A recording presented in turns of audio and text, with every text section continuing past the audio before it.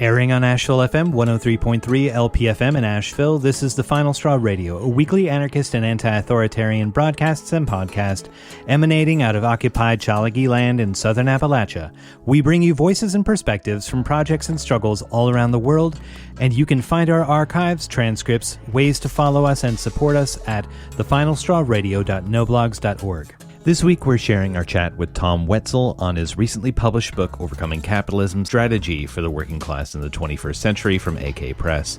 Tom is an organizer with Worker Solidarity Alliance, an anarcho-syndicalist group relaunching itself in the SF Bay Area, which publishes Ideas in Action Journal Online and is affiliated with International Workers Association, IWA AIT. We talk about the book, questions of economic and political self-management, the ecological feasibility of Tom's libertarian socialist models, recent labor struggles, and other subjects. I hope that you enjoy this book and suggest giving it a read. I think it would make a really good discussion group book, personally.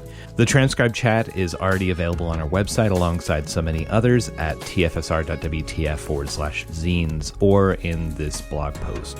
So I'm speaking with Tom Wetzel, author of the recent AK Press book, Overcoming Capitalism: Strategy for the Working Class in the 21st Century. Would you care to introduce yourself further? Okay, I'm Tom Wetzel. I'm here in the East Bay where I live, and I've been active here locally for over 30 years here in various things: labor, housing issues, and environmental questions. So I just got done reading Overcoming Capitalism, and there's a lot in there. I wonder if you could tell listeners a bit about your political position, kind of how you came to that position, how you developed, what groups you organize with. Sure.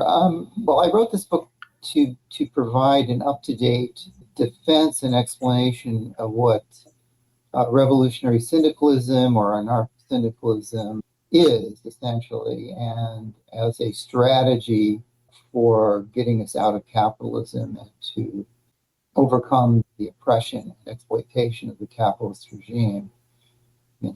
And we can talk about the elements of this strategy, but I've been basically interested in these ideas since the mid-70s, I think. And I've had, I've both done a lot of reading about the history of anarcho-syndicalism and as well as the history of the American, labor movement, and observed, had interviews with many, many individual militants or activists in the labor movement, which has helped to shape my understanding of how this kind of politics works.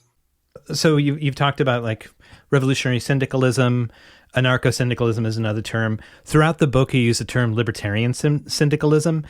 And you do mention also anarcho-syndicalism and these things. I wonder if you could kind of talk about, kind of unpack the idea behind anarcho-syndicalism, maybe a real brief overview of it, and any groups that you're affiliated with or have organized with that fall under that banner. Sure. Well, I'm a member of Worker Solidarity Alliance, which was formed in the 80s to advocate this viewpoint. But anarcho-syndicalism or revolutionary syndicalism is a revolutionary strategy based on the idea of building up grassroots worker-controlled union organizations. I call them self-managed union organizations, meaning that workers themselves have control over the organization so that they can prevent the union becoming controlled by some outside bureaucracy of paid officials and staff. And the idea is to build up this kind of a movement on a very grand scale, build interconnections between different worker groups and also between different sectors of the working class. Working class is very diverse and has many different kinds of oppressions and problems and issues. And so that to get a movement which is powerful enough to challenge the extremely powerful capitalists for control of the society, you need to essentially build links of solidarity, build a coalition of forces, of social forces, of social movement forces, grassroots forces that can come together and become a united force, right, for change. And it's primarily based upon the immediate struggle with the employers, which is because that's the primary place where the working class has leverage in society through things like strikes and other kinds of direct action, which give people a sense of power and therefore tends to change consciousness over time as solidarity and strength of the working class grows. Then the consciousness of like, hey, we maybe can be able to change society grows within the working class itself.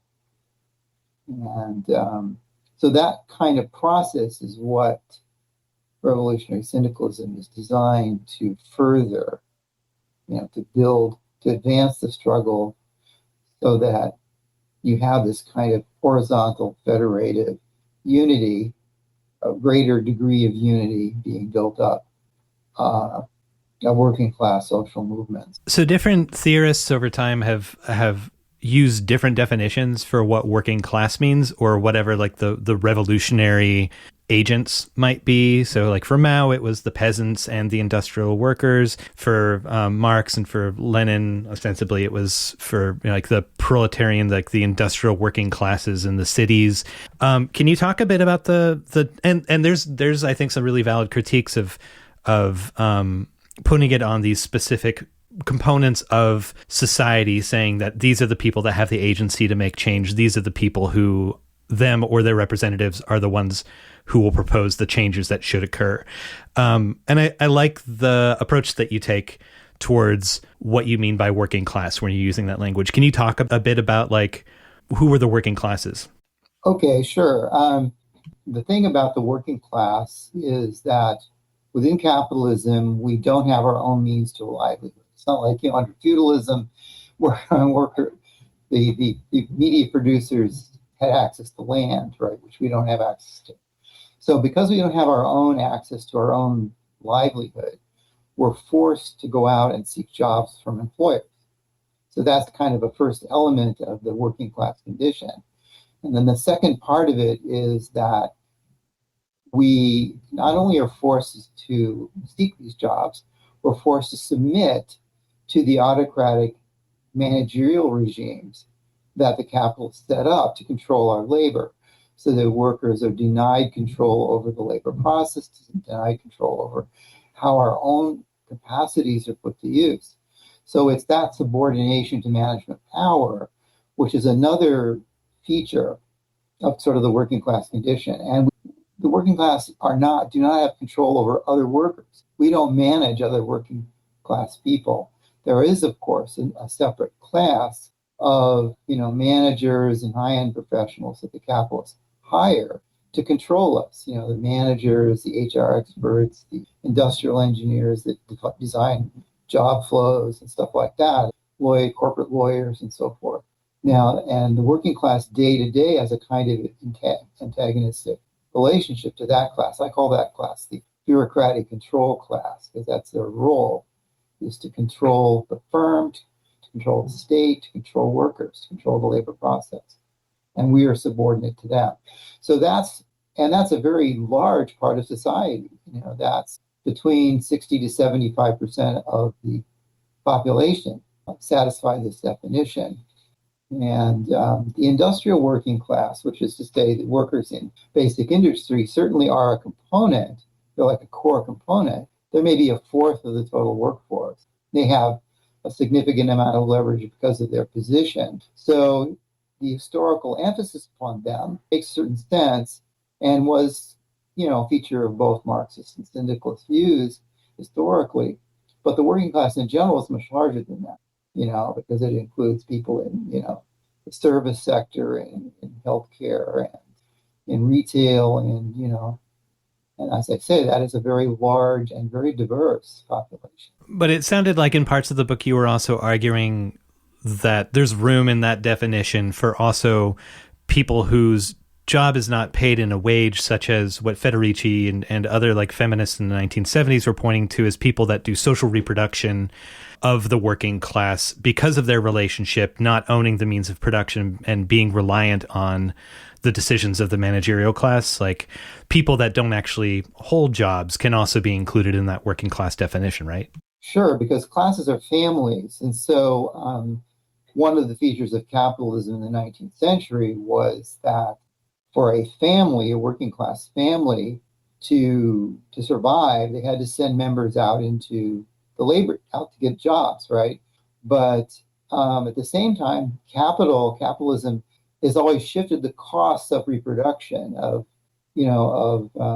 cooking and cleaning houses and taking care of the family, taking care of all the members of the family. Historically, was shifted onto the unpaid labor of women, right? And this was the basis, like, of the gendered division of labor within capitalism historically, and which, even though most women ended up being recruited into the wage labor force so that capital could expand the number of people they exploit and the number of people they use, still gender inequality is a persistent feature inherited from that way in which capitalism cannibalizes social reproduction work. Yeah, so certainly because it's families that are classes, not just the individual worker. So yeah, it does include a lot of people who are not currently working. Like there's the dependents of workers, there's people who've retired from working class jobs. They're all still part of the working class population. Or people who might be considered a part of the lumpen proletariat, people who are currently between jobs, who are reliant either on public services or just being shuttled from place to place by cops. Yeah, the vulnerability to not being able to find a job is that's part of the working class condition. And so people go through periods of their lives where they may be, they not be able to find a job. They may be thrown out on the street. Or, even people who are working or living out of their cars. That's part of the vulnerability which is inherent to the working class condition. So yeah, you end up with a sizable part of the working class ends up being unable to find work, and in various kinds of difficult situations. So the terminology question that I wanted to get to also included the use of throughout the book, you use the term libertarian. And a lot of people, when they hear the term, and this is like friends of mine, I was like, I'm reading this book and here's the term they're using. And friends were just like irked at the use of the word libertarian because they're so normalized to the right-wing application of it.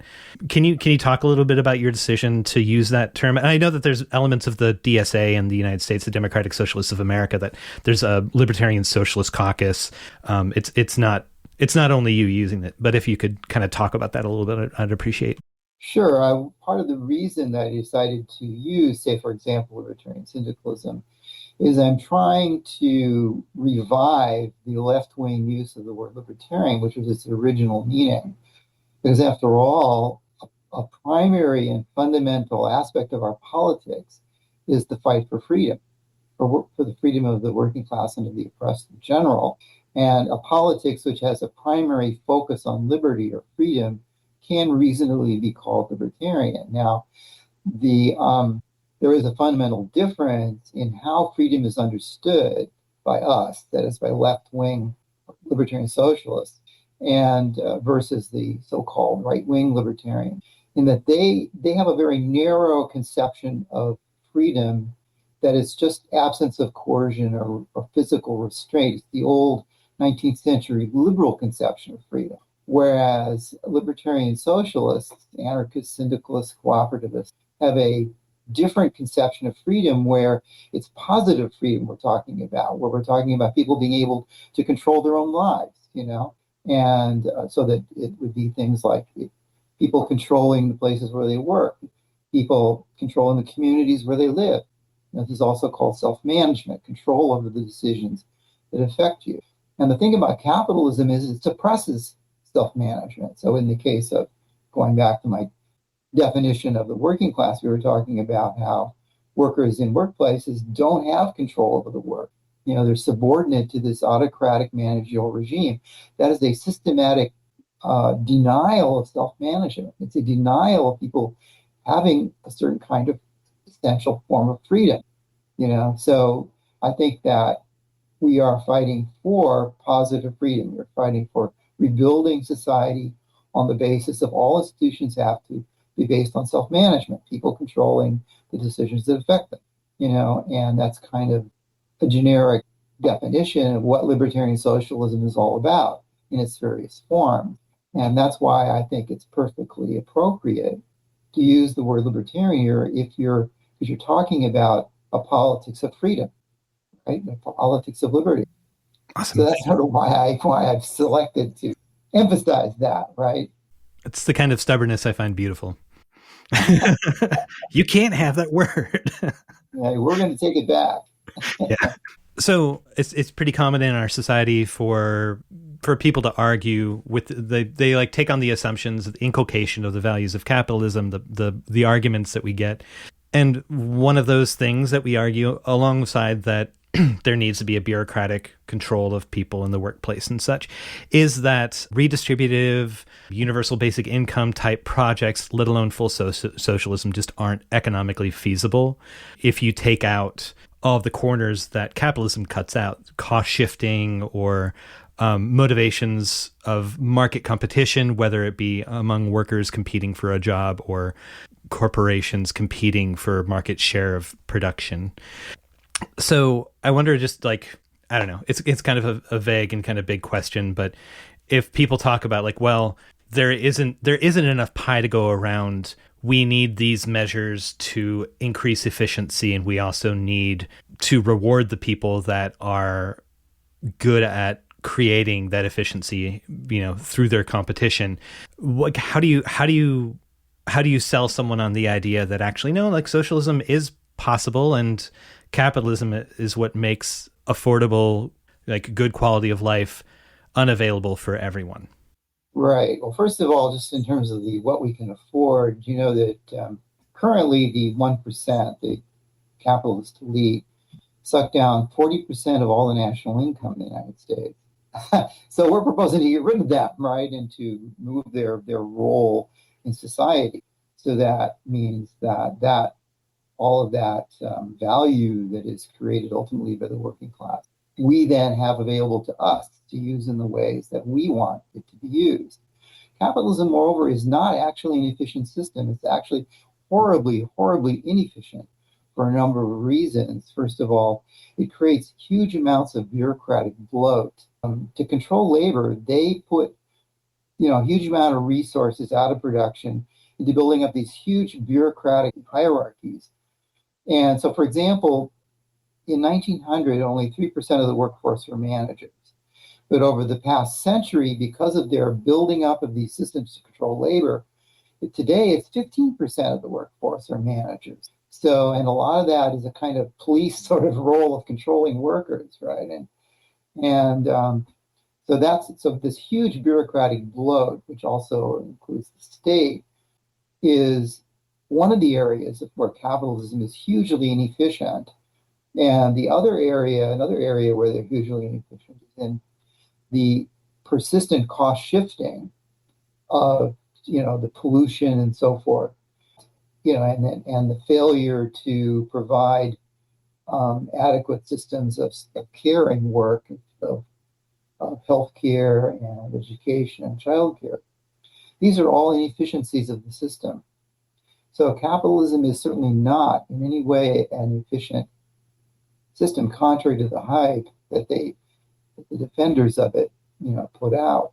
One thing I really did appreciate early on in the book is that you addressed sexism and racism in the workplace and in society, and didn't just explain them away as byproducts of capitalist exploitation, which is a thing that certain leftists have done over the last century and a half. Saying that the primacy of looking at issues under capitalism is one of class, and that these other things are secondary, and then once working class institutions or parties or whatever get into power, all those things will be resolved. But this is obviously important because coworkers come in all sorts of ways, and unequal treatment in the workplace is not only wrong, but it also undermines solidarity and collective trust and strength. I think also that this focus in the book dovetails nicely with your points about the idea of community syndicalism and the aim of solidarity among all strata where the state and capital dominate by fostering social strength, by creating or strengthening existing solidarity among individuals in their neighborhoods and their workplaces, in their faith communities, like wherever that happens to be. Can you talk a little bit more about your idea of community syndicalism, class composition, and sites of struggle? Sure. I think that community syndicalism has sort of a limited role to play. I think that the primary force that the working class has for change is, in fact, the struggle in the workplace is against the employers, just because of leverage. You have a strike. If it's a production halting strike, you're shutting down the flow of profits, or you're shutting down a government agency, right? But in the course of doing that kind of thing, workers, particularly if you look at periods of heightened struggle, like in the 30s or in the World War I era, that the appeal to other people in the working class community, other sectors of workers, others, community forms of association in the community, is always very important in terms of building up, defending, for example, people who are on strike, as in when the highest level of conflict here is things like a general strike, where workers appeal essentially to the support of the entire community, so that these community connections are ultimately a form of working class power. Because if you're going to have workers who are on a particular struggle, a particular strike, that if they can gain greater degree of support for their struggle, other workers going on strike to support them or whatever, then that increases their power. So the solidarity is itself a form of power. And that's where the community connections of workers is important. Community syndicalism is the idea of building community organizations in working class communities to engage in struggles in sites of conflict outside the workplace. And this does happen in things like we've seen, like fare strikes on transit systems or rent strikes, for example, among tenants. What I would say there is that that's possible, that's important when it happens, but that the level of leverage in the community is lower than it is in the workplace, because the leverage is from basically shutting down capitalist profits, shutting down operations. Now with rent strikes, you can see that it happens, right? You're shutting down the profit flows to the landlord. It's just that landlords are just one particular sector of capital. And it can be difficult to build these kinds of purely community-based struggles to get enough power. And this is why I say I think that the primary focus for developing working class power to make changes in society is going to have to be through rebuilding the ability of the working class to have production halting strikes that actually shut things down. And, one of the things that's going to require is, for example, building worker organizations that have the ability to violate the law and get away with it. Because one of the problems we have since the Second World War is that the legal system in the United States, and other countries, I think too, has built up a kind of legal cage where, like, the most effective kinds of actions that workers can do are now illegal, like secondary boycotts, for example. So what's going to have to happen is that workers will have to figure out how they can build an organization and build strikes and be able to get away with violating those anti-labor laws. And that's another area where I think the connections to other sectors in the community, other groups in the community, is important, because it's probably going to be the case that general community support for worker struggles is going to be part of how workers are able to roll over the law, these unjust anti-labor laws. Yeah, I guess jumping ahead a little bit, since you're talking about like legality and the restrictions like post New Deal, your book takes time to look through solutions that are offered by the left and the center. and why you see them as false solutions to the ecological and economic woes that we suffer under, like the empowerment of a bureaucratic managerial class under Leninism and the related democratic centralism of mainstream labor unions in the USA, or the new Green Deal's attempt to save capitalist production. Those are examples that I can think of from the book. There was a recent federal intervention to stop rail workers from striking for basic conditions, such as time off and raises to stagnating wages, or threats to understaffing and job loss through automation. And it was aided by not only the U.S.'s, quote, most pro-labor president, Joe Biden, as he claimed, but also by most of the supposedly lefty squad of the Democratic Party. And it says a lot about the limitations of both attempting to vote Democrat for labor concerns, as well as the shortcoming of limiting movement tactics to those circumscribed by the government. So you wrote about strengths in the modern labor movement, including limiting itself to, or weaknesses, I guess, including limiting itself to National Labor Relation Board decisions, fighting for recognition, stepped mediation that stalls forward momentum in workplace struggles, and no strike clauses, just to name a few. But I wonder if you could talk a little bit about like what the rail strike teaches us, and I guess the limitations of bureaucratic union structures. I know that wasn't a limitation of union structures. That was an existent law about that implicated stops of rail workers, basically. But what sort of lessons we can take away from that? Well, the Railway Labor Act is probably the most egregious of all the laws that limit worker freedom to strike. It was passed back in the 1920s. It was modeled on Mussolini's fascist labor codes. It's basically a piece of fascist law that makes it very difficult for railway workers to legally strike. Now, there was in 1970 was the last time when Congress imposed a solution like that. But that time, railroad workers engaged in a wildcat strike. Hundreds of thousands of railroad workers engaged in a wildcat strike that year. Now, I talked to some members of Railroad Workers United about this, and they said, well, that was a different era.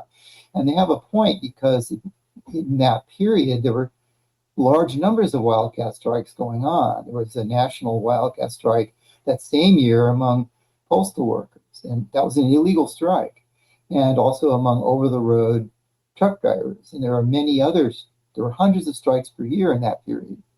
Therefore, that gave a certain confidence to the railroad workers that they could get away with violating the law in that case. This comes back to this point I made about workers having to figure out, having to build the ability to roll over the laws.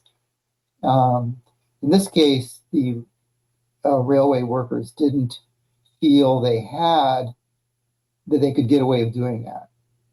That's why it hasn't happened.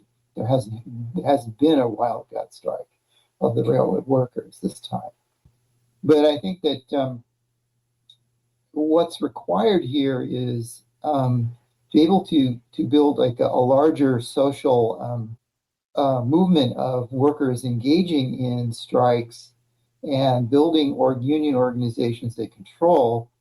This is going to be a fairly protracted process where new organizations are created that are not like the AFL-CIO unions, in that they are more directly self-managed by workers that are not as subject to a top-down, paid bureaucracy at the top.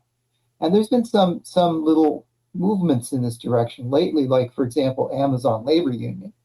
The organizing committee there explicitly set out to build it as an independent union, a grassroots independent union. And that's part of their strength, I think, going about it that way, because it's rooted then in the internal culture of the workplace, of the workers themselves. So there just needs to be much more of that kind of thing. And these kinds of organizations maybe linking up to each other, and a higher level of strike action taking place. Now, if there was that kind of background social ferment going on, that would have made it, say, more feasible from the point of view, looking at it, the point of view of the individual railroad worker. It would have made it more feasible, more likely that they would have then considered the idea of engaging in a wildcat strike. to try to break essentially the fascist Railway Labor Act. Yeah, I feel like some of the stuff that I read off of labor notes were saying that the votes even came down where such a small proportion of the unions affected voted against a strike because they didn't think that it was going to pass, because they had the expectation that they were going to be shut down anyway. And so there was sort of a chill over their independent activity. Yeah, they didn't have a large enough majority that's voting no. It is true, however, that the two largest groups, the engineers, the drivers union, and the conductors union, those two unions did vote no. And that's the largest part of the railway workforce. But they didn't vote like overwhelmingly no. It's like, maybe 55% or something like that. So, and that probably reflects the judgment on this point that I made, that, well, could they get away with striking against this law? And so it's a question of what the larger social ferment and social conditions are. If there was a much larger level of strikes going on right now, they might have made a different decision. You might have had a much larger no vote on that. So as you mentioned the independent unionization at Amazon warehouses. There's also been, like, when I think back to the last 6 or 7 years, a lot of wildcat strikes among teachers in various cities, pushes to improve conditions by healthcare workers and meat workers as the pandemic plods on. Starbucks franchise, as well as the SEIU changed to WIN, Affiliated Union of Southern Service Workers. Service workers, fast food workers are industries that up until the last decade, big unions wouldn't even touch, and they considered them to be unorganizable. So to my understanding, the United Mine Workers Association local at the Warrior Met coal mine outside of Bessemer, Alabama, is in their 21st month of a strike for pay and benefit restoration since cuts in 2016.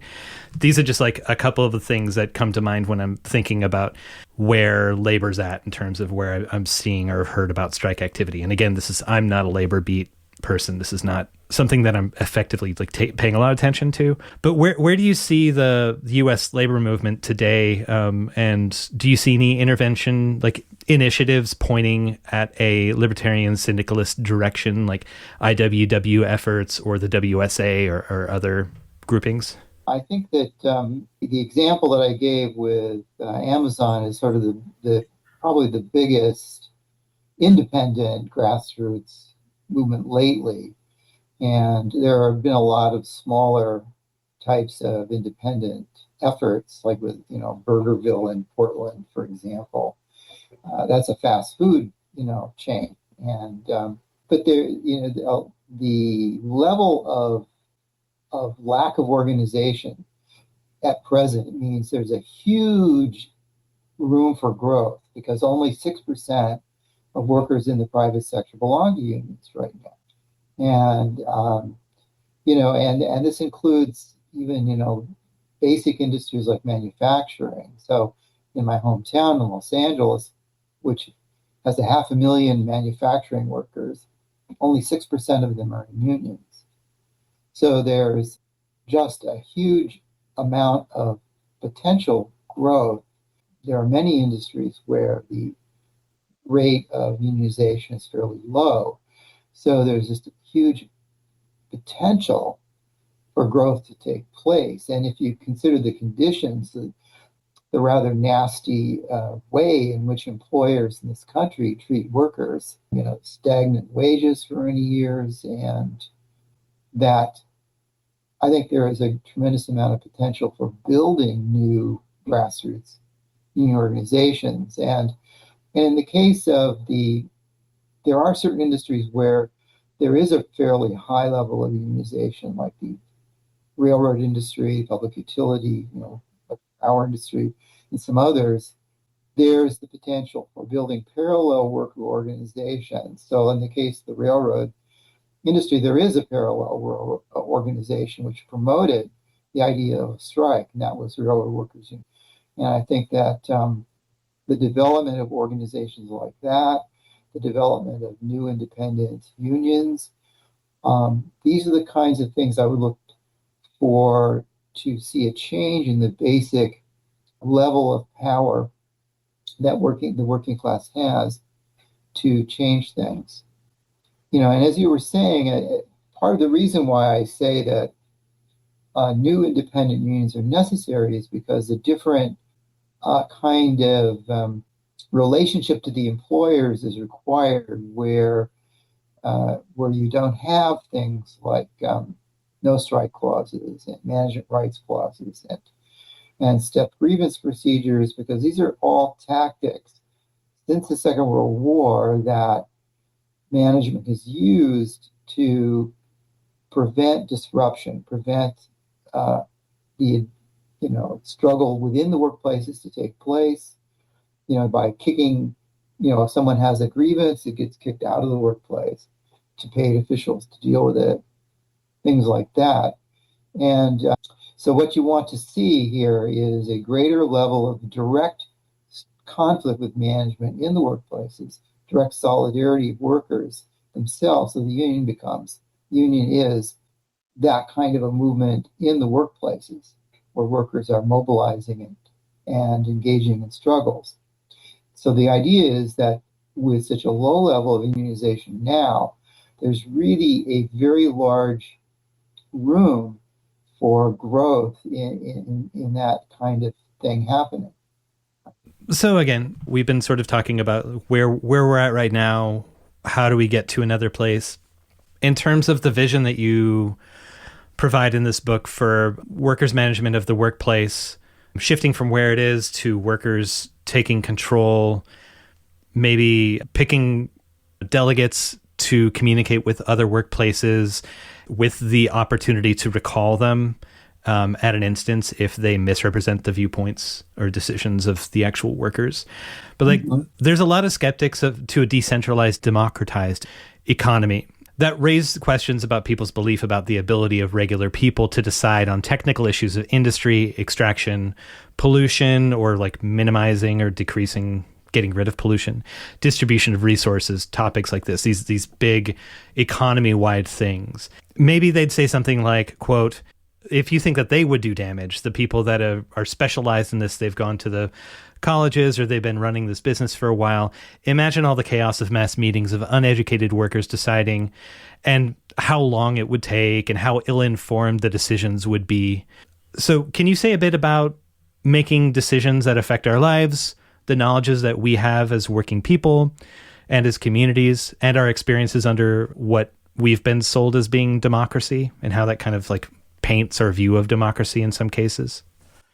Well, in all the industries I've worked in, the manager is entirely dependent upon the knowledge and skills of the workers to actually get the work done.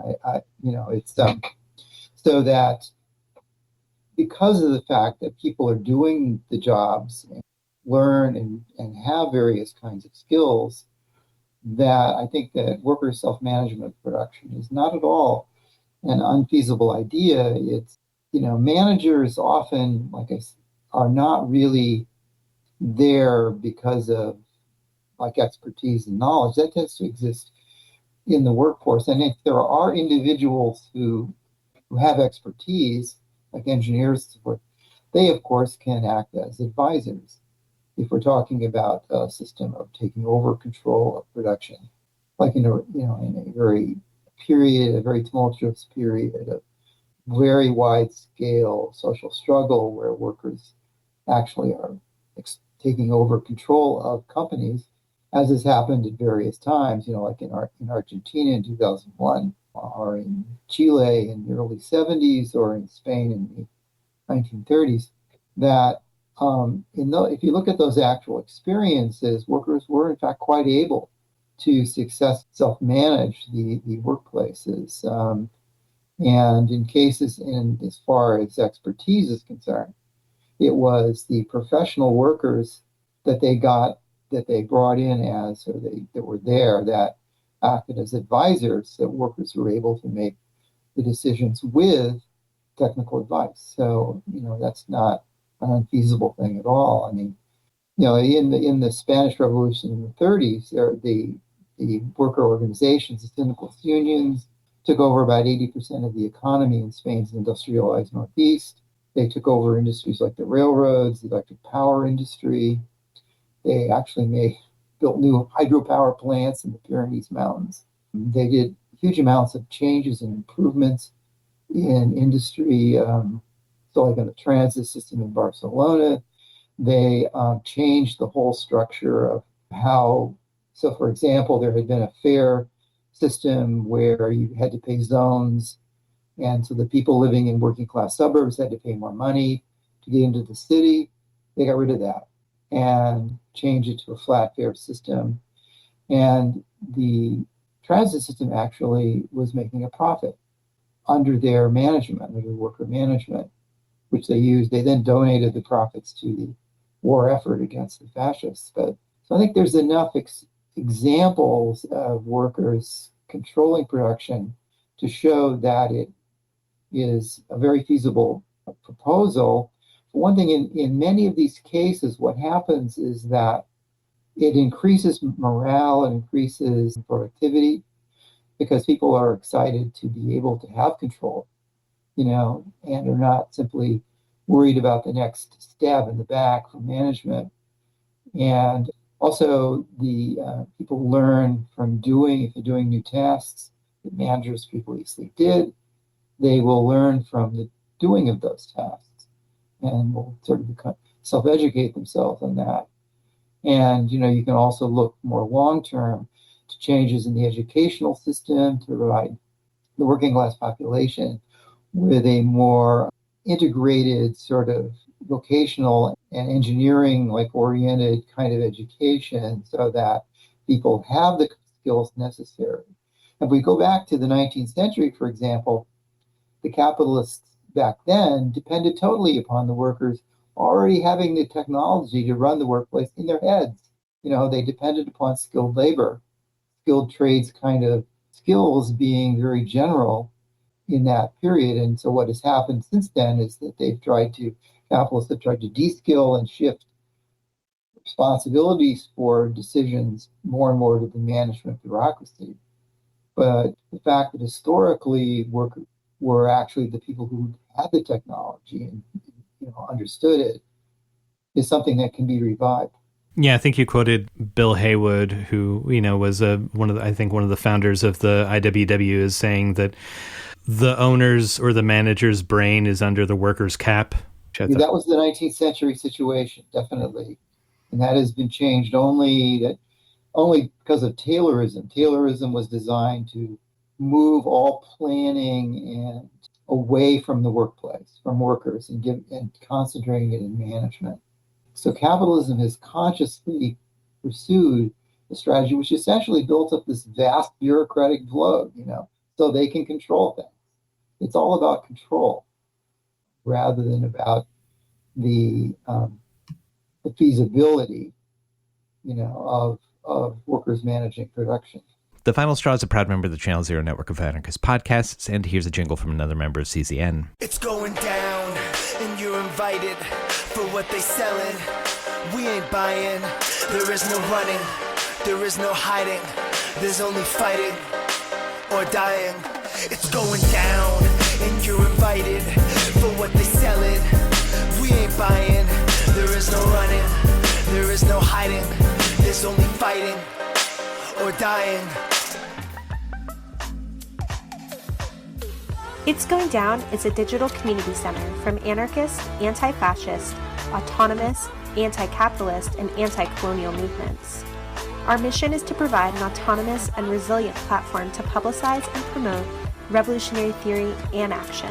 Go to itsgoingdown.org for daily updates. Check out our online store for ways to donate, and rate and follow us on iTunes if you like this podcast.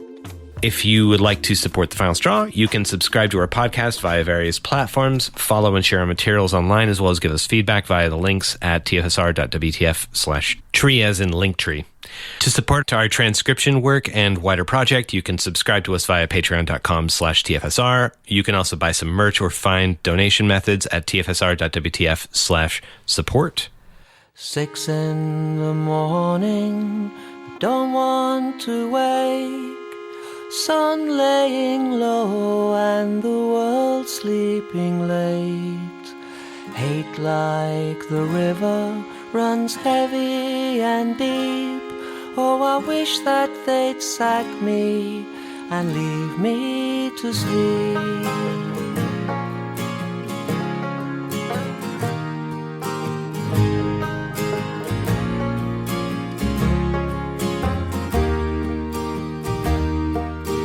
5 days from 7, the week's hardly mine. The alarm clock's gone over to enemy lines. Waste my time working for cowards and creeps. Oh, I wish that they'd sack me and leave me to sleep. Rain strikes the window, heralds the day. Rain, won't you wash these 8 hours away? Rain feeds the river, runs heavy and deep. Oh, I wish that they'd sack me and leave me to sleep.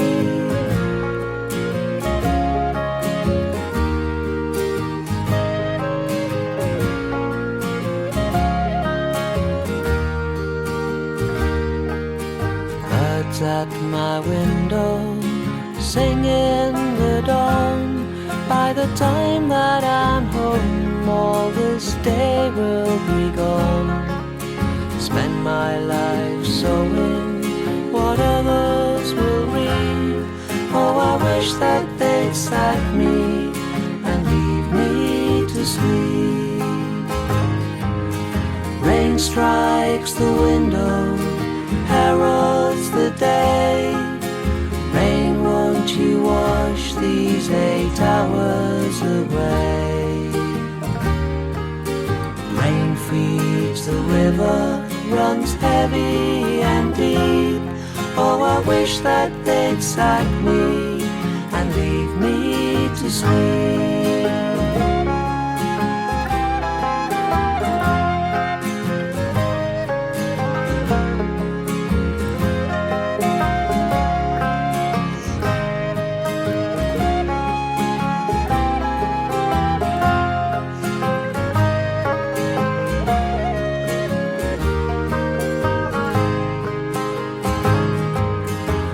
Strikes the window, heralds the day.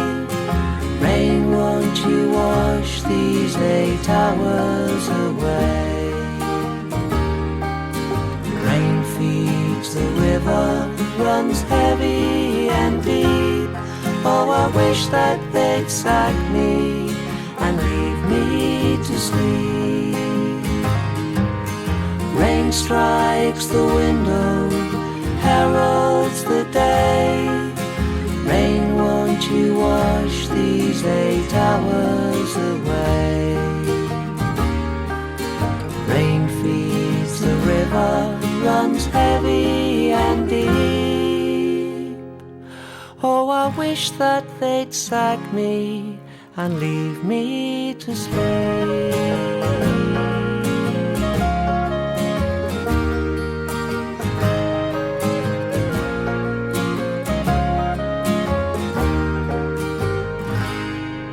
And simultaneously, when the job is worth actually existing, the people that are doing them, like I know that I have been alienated in so many workplaces where I could have had a perfectly enjoyable interaction with someone or solved a problem. Instead, the sector of my attention is focused down to this minuscule little thing, and it's alienating to spend 8 hours being managed and puppeteered around instead of actually getting to use my brain.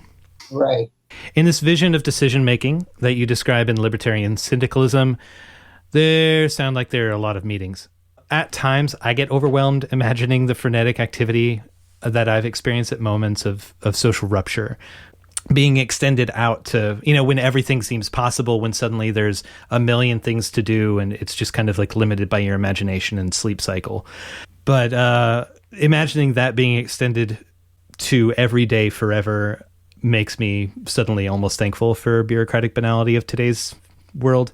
The vision that you're promoting here, how do you see the work / decision making / rest / sleep balance possibly working out? The IWW since the early 20th century has at times promoted the idea of greatly decreasing the amount of the length of the work week by spreading around work, for instance, increasing the amount of time that workers have to enjoy themselves, to explore their imaginations, to increase their relationships with each other, whatever they want to do. But in this libertarian syndicalist world, would work and meetings be more fulfilling, resolving some of those pressures in our lives? Like you said, the idea of going to a meeting as a worker and actually being able to have something to say and making a decision about what affects 8 hours or however many hours of your life could actually make it a bit more fulfilling than it feels right now. I wonder if you have something to say about that. Well, workers can't control the industries and places where they work without meetings. I mean, even today under capitalism, there are plenty of meetings. But I used to have to go to weekly meetings where my manager would tell us, what the story was going to be for that week. So, I mean, if you have an assembly once a week, once every 2 weeks, or once a month or whatever, I don't see that as taking up a huge amount of time. And because there's a limited number of things you would need to decide collectively in terms of policies of the direction of the organization, or if there's a problem that arises. And there also needs to be a public form of direct democracy, of neighborhood assemblies, because you can't have a socialized economy that's socially accountable to the population without the population in general having meetings to decide what they want, right? What do we want to do? What kinds of public goods and services do we want to have? And people have to engage in a kind of participatory planning for their city, their region, their neighborhood, for the kinds of things they want to have. And these don't have to be meetings every day. They're not going to be that frequent. I mean, but every so often, whether it's once a month or whatever, there needs to be actual participation, a vehicle, a venue for people to be able to express what exactly they want and be able to exercise control over their neighborhood, their city, their society. There can't be democratic social control of the society without meetings. But they don't have to totally take over one's life. And I provided some technical examples of some technical ideas about how meetings can be minimized in a socialized economy through the use, for example, of a non-market price system. For example, within capitalism, how are the plans of different households and businesses and governments coordinated? Well, they're coordinated through the market, through the price system, right? So in a socialized economy, you can have a price system that isn't a market price system. It's a result of planning that nonetheless plays also a role of some coordination, where people in a particular production facility, like a bus factory or something, they are making their plans and they assume they're going to be certain prices for various inputs and or certain kinds of demands for their products. Well, if the prices change, that's a reason for them to go and change their plans, right?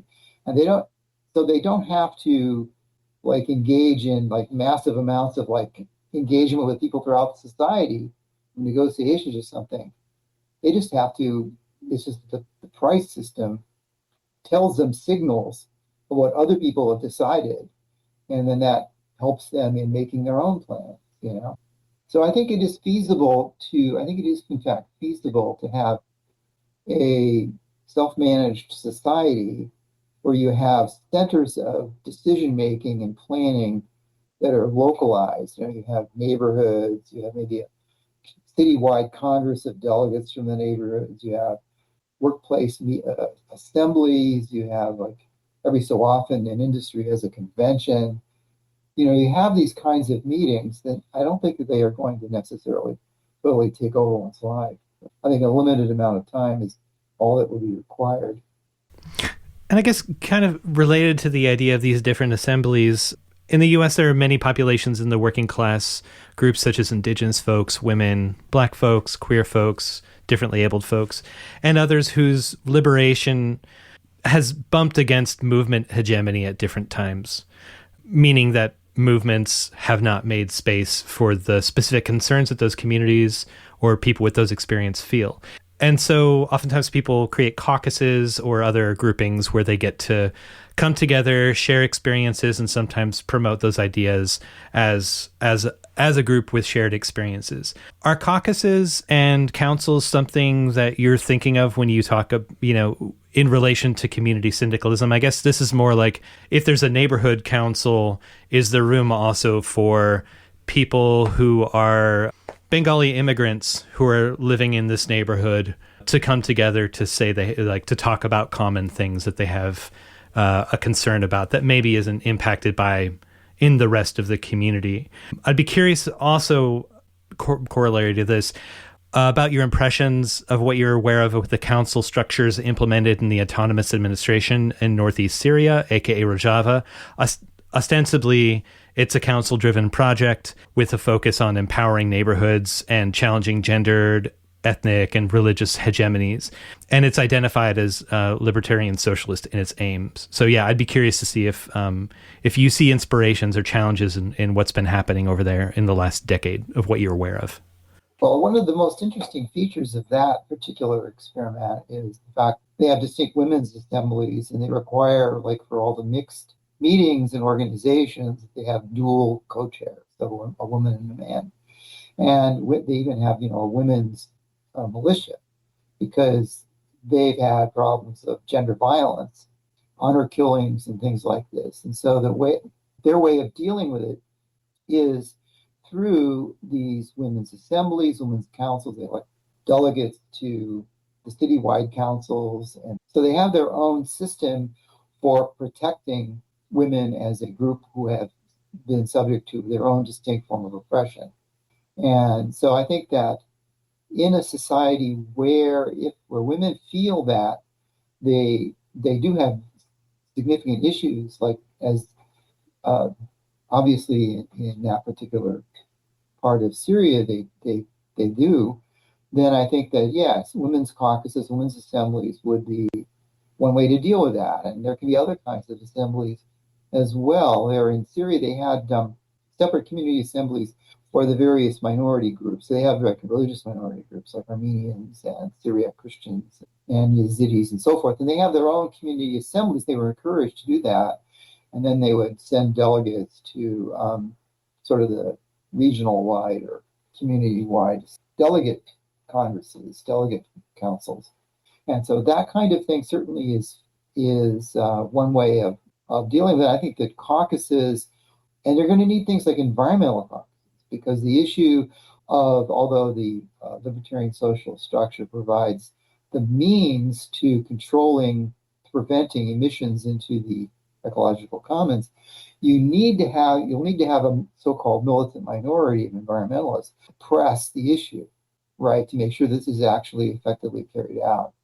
And I think that and so you can imagine this, and then wherever there are particular sectors or groups within the society who have specific forms of oppression, specific issues, them having their own organizations that are active in pressing their concerns is going to be, a likely thing to happen, and should be something that's supported.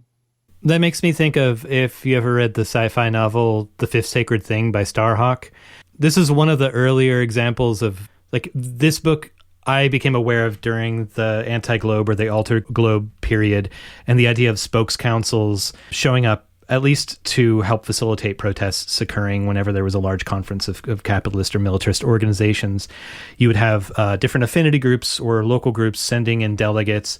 And in the vision that she employs in that book of what a post-revolutionary San Francisco Bay Area was, kind of some ecotopia flavor there, but kind of pulling from a couple of different directions. There were representatives of the sea, the air, the land, and people were like, and this is like coming from a pagan perspective, but, asked to come and speak as to how the decisions that were being discussed by the rest of the communities in the area were going to be impacting the interests of who they were the delegate of, the heir, the bay right there, whatever. Anyway, I like how people play with in sci-fi these kind of ideas and come up with like possible resolutions to it. Yeah, I think also just to kind of like go off on the direction, because you're talking about what dealing with the ecological impacts of a continued industrial economy would look like. In the book, you talk about neighborhood councils specifically addressing the impacts of the possibility of a factory being there or operating. You also talk about this is the latter part of the book has so many ideas in it that I can't even touch on them here. But the idea of an ecologically sustainable approach towards fixing costs of an item or a finished product would be impacted by a measurement of the ecological costs of the production of it, of the elements of it, as well as, at some point the fuel that would keep a vehicle going or what have you. You can fill this in better than what I'm saying from memory right now, but like say you've got a bus factory and the buses require some element like cadmium or something like that for the battery, that the extraction of this is detrimental to the humans and non-humans that live in the area where it's extracted from. And so this is actually considered into the cost of production of the device, and it impacts the output price and availability of it. In the current capitalist economy that we have, this just gets shifted to the population that lives there in a very laissez-faire manner, if you will. It's not considered a part of buying the device. But could you talk a little bit about like the kind of one vision of what the motivations for workers in a factory to find cleaner methods of production by assigning the actual costs, the understood costs of the impacts of the elements of their production? Sorry, that's a really convoluted question, but can you talk about workers' control, neighborhood control, and decreasing pollution? Sure. Well, the basic structural change that would be needed would be that the ecological commons, any form of emissions or extraction of resources in an area, has to be controlled by the population there. See, right now, this is not the case. The state basically arrogates to itself the right to regulate. And so they let the capitalists do cost-shifting things because the masses are not allowed to prevent them from doing that. The basic change then is you have your popular power through your neighborhood assemblies, through citywide or regional congresses of delegates representing them. So they basically, that level of organization has control over emissions into the ecological commons, the use of the ecological commons. And so they, therefore, and they would have presumably their own staff of scientists telling them about what are the emissions here, what is the effects on your health of these kinds of emissions. And they can then ban an emission. They can say, well, you can't use that. You can't pollute us that way.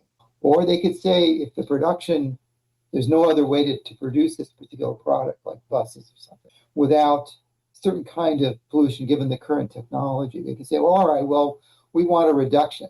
We want you to reduce it by, say, 25% or 50% over the course of the next year or 2 years.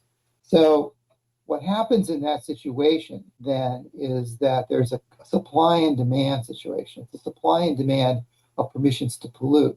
The permission to pollute is controlled by the masses through their neighborhood organizations, right? They can deny that permission to pollute. The production organization is the demand. They want to have the permission to pollute because their current technology doesn't allow them to produce without it. So in that situation where you have a supply and demand situation, prices will fall out. So if you say, well, okay, we want 25% reduction, 50%, what happens is that you then from that can fall out a price of that pollutant. You have a price of the pollutant. So they are allowed at that point, they get their permission to pollute, they're producing, but they have to pay a cost, a fee. And that fee represents essentially the polluter pays principle. And the community is basically being reimbursed for the pollution. Whereas right now, the community is not reimbursed for the pollution that the capitalists generate, right? And moreover, it gives that particular production organization a strong incentive to try to find a different way of producing that product, so they don't have to use that pollutant, or they can reduce the amount of that pollutant that is being produced.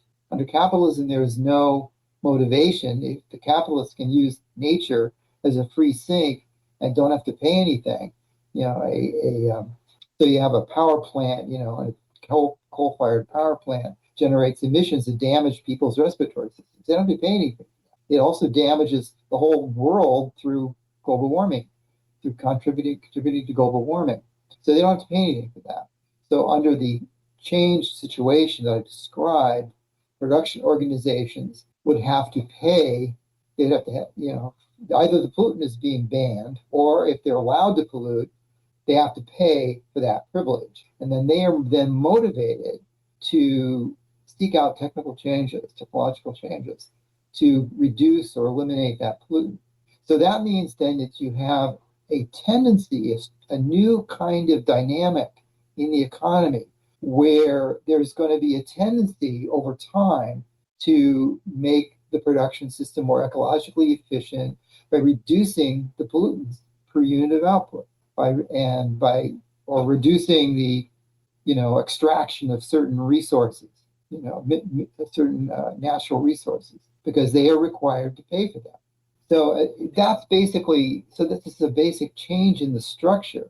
You don't have a capitalist using nature as a free sink anymore. How does that differ from cap and trade? And also how do you avoid, like currently it does kind of work where polluting, I mean, maybe not with like the refinery that's in the middle of like the East Bay, that's an example of it. It blows off a bunch of chemicals every few years in a huge cloud that poisons mostly working class populations of color. And so there's like there's a point there about like the leverage that those populations have to make the electoral change in our democracy. But if you've got a low population rural area where a thing would get extracted from, and therefore they have less of a voice, I guess, in terms of numbers to affect this sort of production, or something that goes into the commons, as you said, like air pollution or water pollution that eventually, gets distributed so widely that it's not just the neighborhood where the factory is.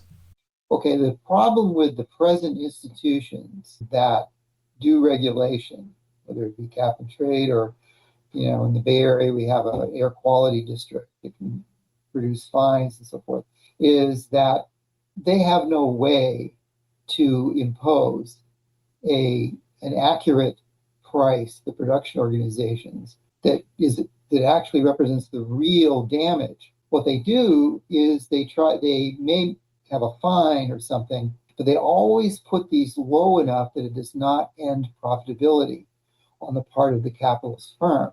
And the capitalist firms have enough power, in controlling the state, that the prices will always be set low enough to not really solve the problem and to not affect their profitability. This is why the fossil fuel industry, the oil companies, now are backing carbon taxes. The reason they're doing that is they know they have enough clout to make sure that those taxes are low enough that they could still make a profit.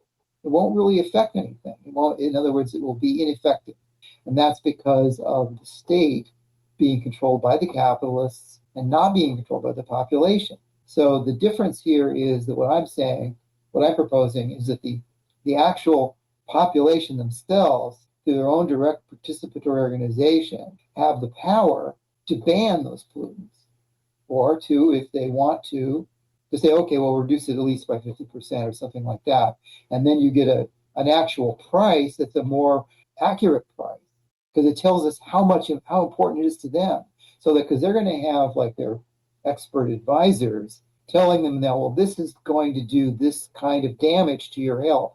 So they're going to know what the real impact is. that pollutant is. And then they're going to be motivated to make whatever kind of demand reflects that, whether it's get rid of it, reduce it by 50% or whatever, you see, so that you're more likely then, if the masses themselves directly control access to the ecological commons, they can enact an accurate price, or they can ban the pollutant altogether. And this is simply not something which is the present regime is capable of doing.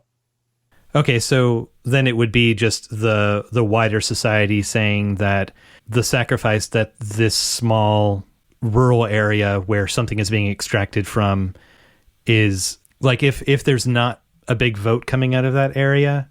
Well, they would themselves have the power to prevent that extraction if it's damaging to them, because the idea is that every population group in its particular region, its particular area, controls the ecological commons in that area.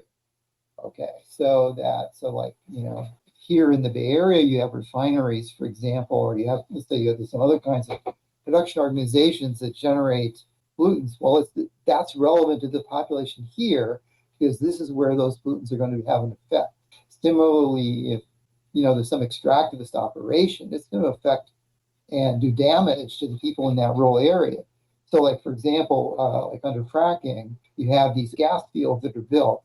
Typically what they do, a typical gas field will generate as much, they're very leaky, and they will generate as much volatile organic compounds as a big oil refinery. And that'll be hugely destructive to the health of them and their animals. Like if they have a goat herd or something, well, they won't be able to drink the goat milk anymore because it'll be poisoned by the emissions from that gas field, So the idea is that, well, in that population, in that area, will be able to prevent that.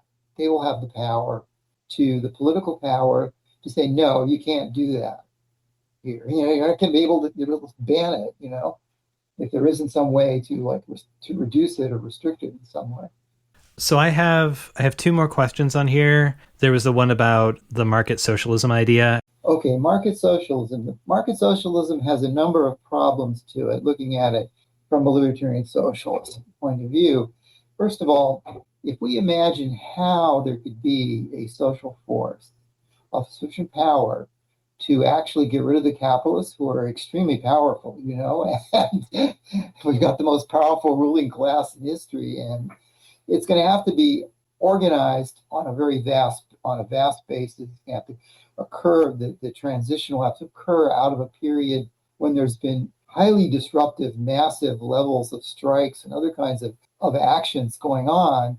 Well, the only way you're going to get that kind of a massive movement of that scale is through increasing levels of cohesion and support for each other's struggles. And so that means that the level of consciousness about like the why particular segments of the society, particular minorities in the society have certain issues, becomes more broader. Okay, so if you have this massive working class space movement that's built on solidarity, why would they want to, after seizing control of the workplaces, chop them up into separate companies to put each other in competition? You built a movement based on solidarity. Now you undermine it by forcing this company to compete with this company, driving them out of business or reducing their wages.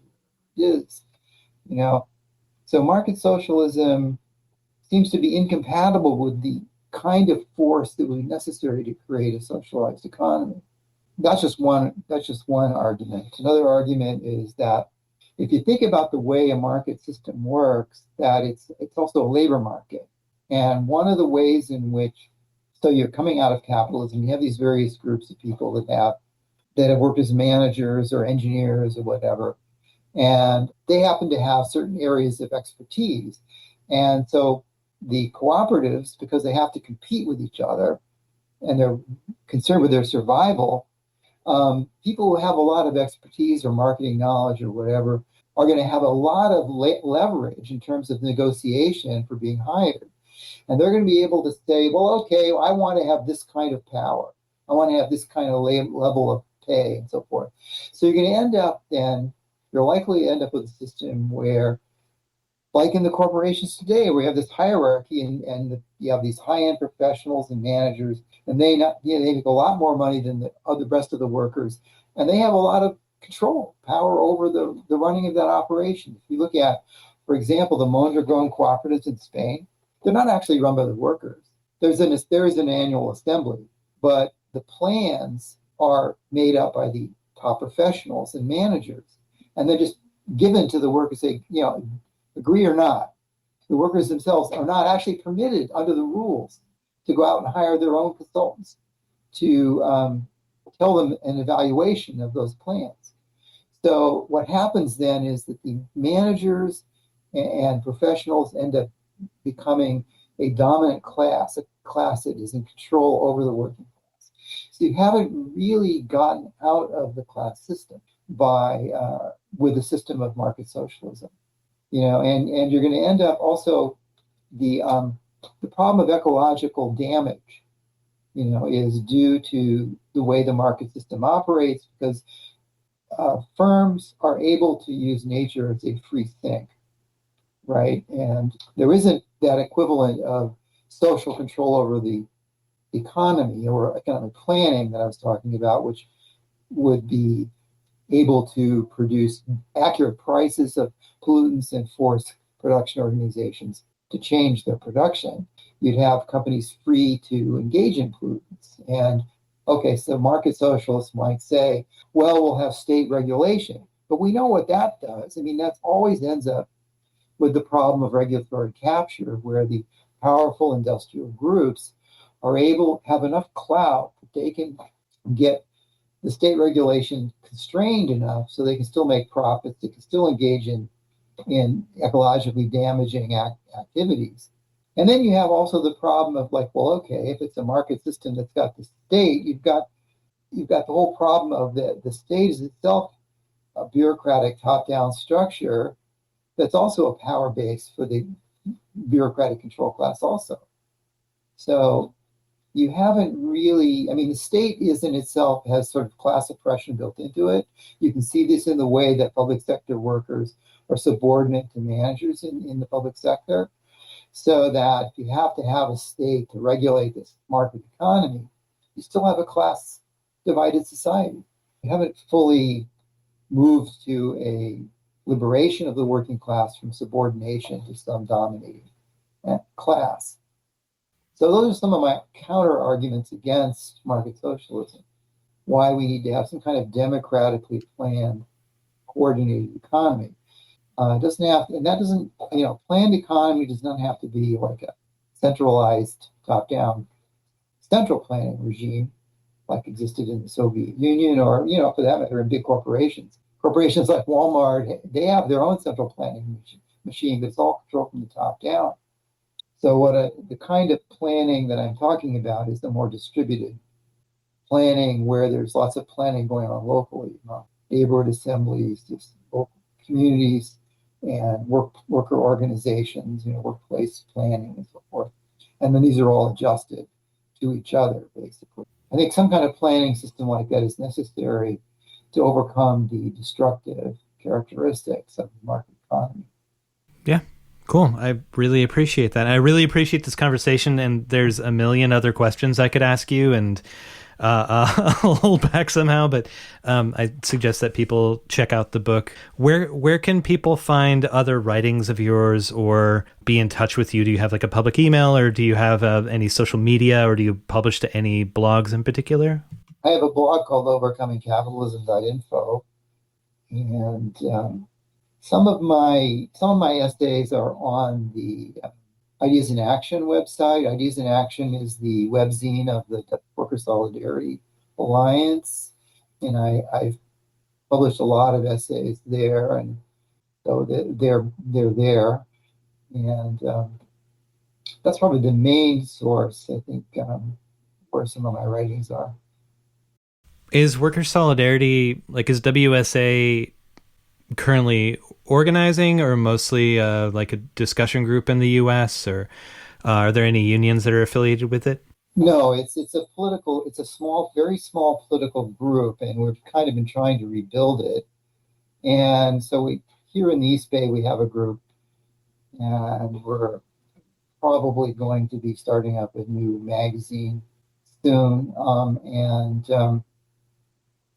So right now, mainly the Ideas in Action magazine is our main sort of publicly visible voice, and there'll be another one here that we're going to start up another newsletter here in the Bay Area very soon. Cool. Well, Tom, thank you for all this work, and thanks for taking the time to talk to me. I really appreciate it. Thank you. And now some words from anarchist prisoner Sean Swain. What you say, what you say, what you say, what? We'll call like a what? This is the list compiled by the Mapping Police Violence Project of those who were killed by police for February of 2022. Isaiah Payne, Devin Morris, Dustin Davidson, Jonathan Murillo-Nix, Amir Locke, Brenton Chambers, Philip Dill, Andrew John, Isaiah Perez, Nicholas Roden, Michael Shane Carver, Jason D. Ickler. Name withheld, February 6th, Kentucky. Troy Allen Bain, Robert Langley, Troy Eames, Emilio Chamiso, Richard Myers, Sean W. Wilson, James David Fanning, Anthony Parker, Cherian Lockett, Brian W. Schneider, Steve Neff, Daniel Joseph Spiso Jr. Name withheld, February 8th, Maybank, Texas. Makari Smith, Devin Carl Moore, Jose de Jesus Montoya Villa, Randy Lansang, Jaden Prunty, Terrell Russell, Hunter Tice, Ian Thomas Tracy, Joseph Sanchez. Name withheld, February 11th, Aurora, Colorado. Dustin Booth, Ahmed Taki. Name withheld, February 12th, Lexington, Massachusetts. James Huber, Andrew Stratton, Terry Edwin Moser, Blaine Johnson, Brandon Combs. Name withheld, February 13th, Salyersville, Kentucky. Travis Bowen, Alexander Cade Lanier.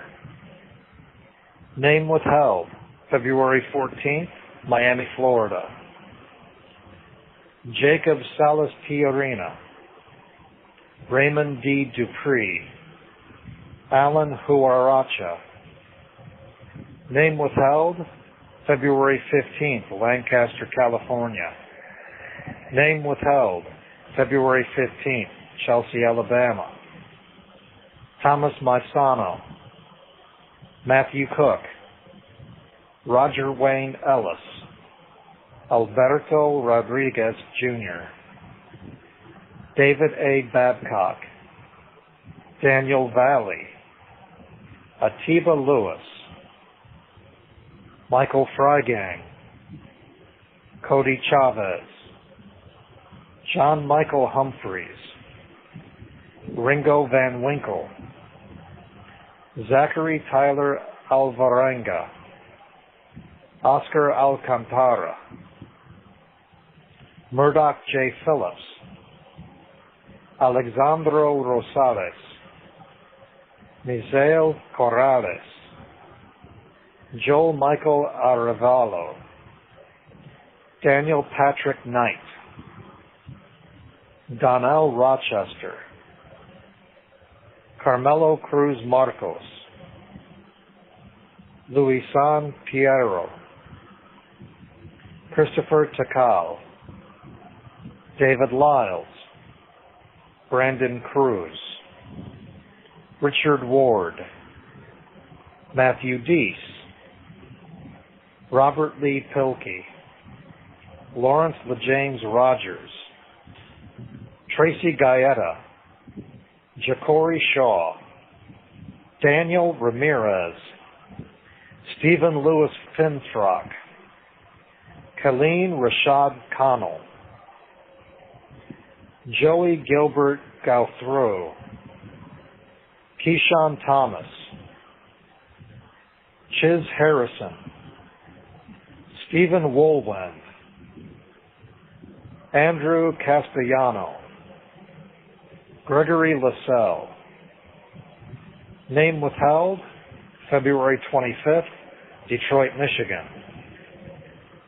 Rafael Marquez, Brian Dangerfield, Mary Dangerfield, Derek Storsum, Jacob Huerta, David Koss Jr., John Charles Moreda, Marcelo Alfredo Suarez, Courtney Sherwood. Name withheld, February 28th, Wellington, Nevada. This is anarchist prisoner Sean Swain from the Super Duper Mega Ultra Hyper Turbo Multi Maxi Max in Youngstown, Ohio.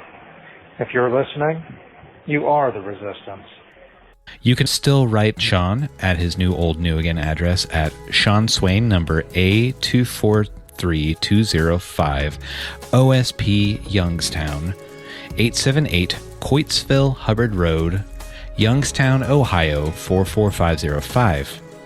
You can find his past writings, updates on his case, hear his past audio, find out how to get his books, plus ways to contribute to his legal defense fund at SeanSwain.org. This is The Final Straw Radio. This show will later be archived at thefinalstrawradio.noblogs.org, and you can email us with questions and suggestions at thefinalstrawradio@riseup.net or thefinalstrawradio@protonmail.com. If you'd like to use any episode for your project or radio show, feel free to do so. Just send us an email to let us know. If you care to, you can send us letters at TFSR, P.O. Box 6004, Asheville, North Carolina, 28816. This show is brought to you by Firestorm Books. Located at 610 Haywood Road in West Asheville, Firestorm Books is a worker-owned cooperative in Asheville specializing in offbeat, underground, and independent literature.